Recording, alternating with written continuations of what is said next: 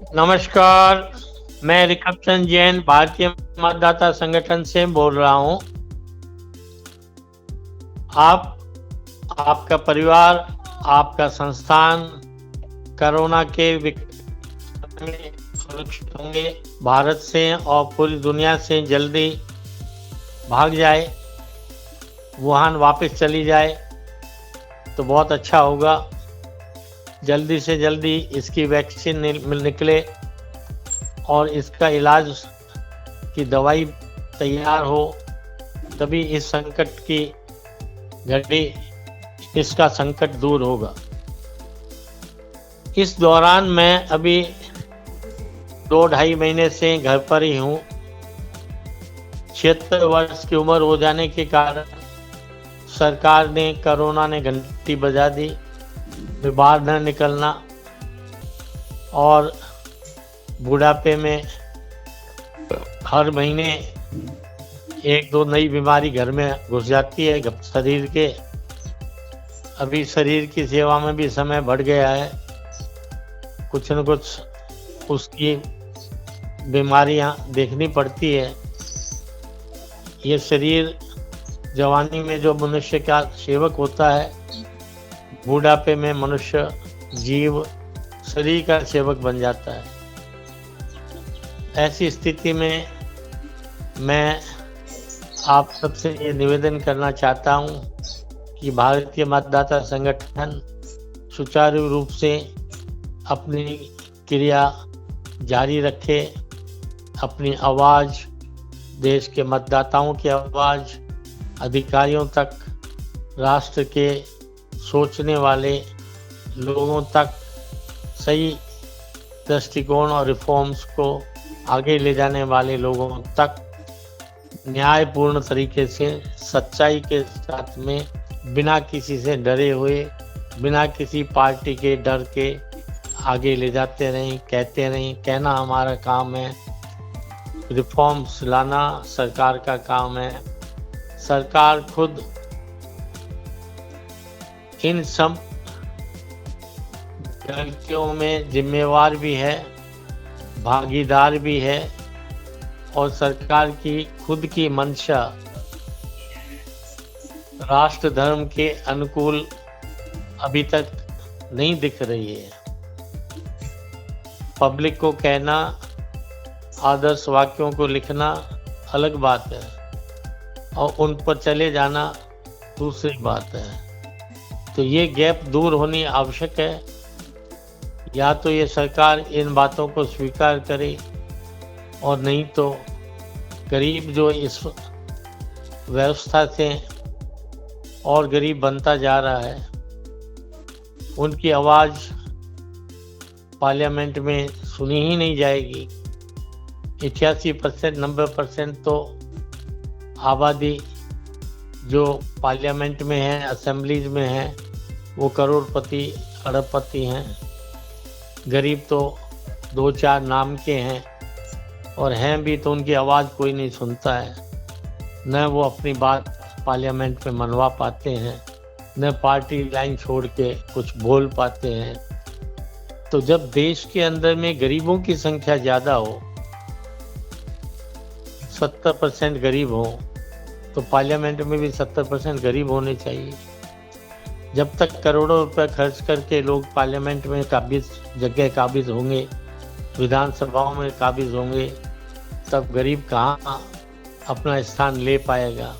वो 70% सीटें जो गरीबों की होनी चाहिए, वो पैसा खर्च करके क्रिमिनल्स भी, धंधेबाज भी, व्यापारी भी वो उसमें घुस रहे हैं। तो ये लोकतंत्र के नियम के खिलाफ है। जनता का सच्चा representation, true and fair representation, नियम बनाने वाले, कानून बनाने वाले संस्थान, चाहे वो पार्लियामेंट हो, विधानसभा हो, राज्यसभा हो। अब सरकार जो भी पार्टी की हो, जब भी वो आती है, आने से पहले बातें अलग करती है, आने के बाद उसका भी ढंग वही हो जाता है जो किसी दूसरी सत्ताधारी पार्टी का होता है। तो हमारा सोचना है कि कोई भी सत्ताधारी पार्टी से कभी भी उम्मीद करना कि जब वो सत्ता में होगा ये बदलाव लाएगी, बिल्कुल गलत है। इसलिए सत्ता के खिलाफ तो बोलना ही पड़ेगा। सत्ता के खिलाफ नहीं बोलोगे तो आपका कोई उद्देश्य सच्चा हासिल हो ही नहीं सकता है। और खाली एक संस्थान नहीं, 70% लोग जिनकी सीटें पैसे वाले पैसे से खींच के रख ले जा रहे हैं, उनको खड़ा होना होगा, तभी ये काम तय हो सकता है। मेरी अब उम्र की तगाजा है, मैं न तो कहीं आ जा सकूंगा। अब मैंने सभी संस्थानों से त्याग पत्र दे रखे हैं, दे दिए थे 60 वर्ष की उम्र से। अभी भी धर्म यात्रा महासंघ में रिसेंटली 1 हफ्ता पहले ही मैं पद मुक्त हुआ हूँ, बड़ा खुश हूँ। और हमारे प्रमोद जी जो पहले दिल्ली प्रदेश के अध्यक्ष थे, अब उसमें कार्यकारी अध्यक्ष बने। और माननीय हमारे उपराष्ट्र अध्यक्ष वाइस प्रेसिडेंट सिद्धार्थ मनकी भाई साहब अहमदाबाद से अध्यक्ष बने हैं, उनको बहुत बहुत बधाई देता हूँ। और मुझे वहाँ पर पैटर्न बनाया गया है, तो इसके लिए भी मैं आभारी हूँ।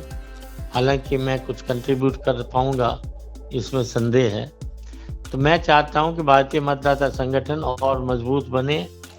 जो लोग अभी तक हमारे संपर्क में आए हैं, उनमें से जो कोई भी इस बीड़े को उठा सके, वो लोग तय करें किसको ये जिम्मेवारी दी जाए।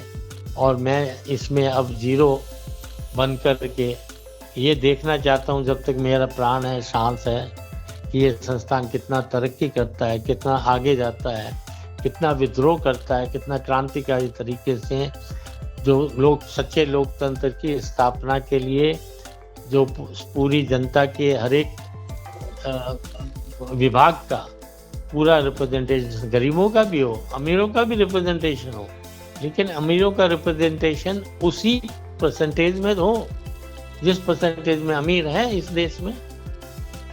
जब ये देश पूरा अमीरों का हो जाएगा तो 100% अमीरों का रिप्रेजेंटेशन हो, कोई मना नहीं है। हमें कोई अमीर गरीब से कोई नफरत नहीं है। हम तो चाहते हैं सभी अमीर बन जाए, सभी करोड़पति अरबपति बन जाए, लेकिन कब बनेंगे? जब नियम बनाने वाली जगह में, सरकार में जिनके पास पावर होगा, सत्ता होगी, वहाँ गरीब पहुँचेंगे और अपना हित देखेंगे, जब बनेगी।